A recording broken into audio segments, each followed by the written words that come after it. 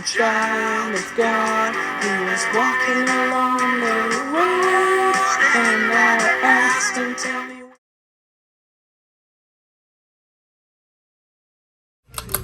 Yeah, one of our friends had 4 season tickets, so we got to go every now and then.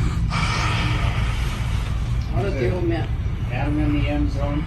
Our snowmobile suits and those hunter. Obviously Green Bay Packers fan, and I can talk Green Bay Packers before I'm doing the place, and I can tell you, Minnesota Vikings jokes at the expense of Green Bay Packers. You know, they do all the kind of stuff. But some of the stuff about Green Bay Packers is funny. They did it used to be a horseshoe stadium, and they took their big stock sales, and they got money to fill in the rest of the stadium. And they did a study as to how if they did it, they could make the Green Bay Packers Stadium the loudest stadium in the NFL. And so they built it. And I love that. That's great. I've got yes, Vikings, but when they did that, they built the outer ring with all nothing but pizzas and hot dogs and hamburgers and stuff like that.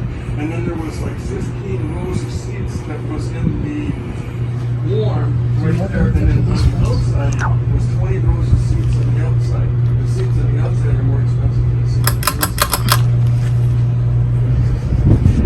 They're taking so much freezing death at the same time.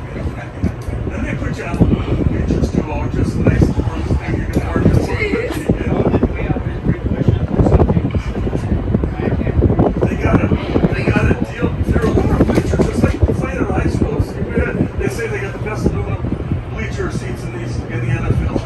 You're going to Jerry Jones's place and you're sitting in a $200 chair, you know what I mean? But they got these things with the bleachers that are like this, and then they roll to the ground down here. And so they got these things that put over.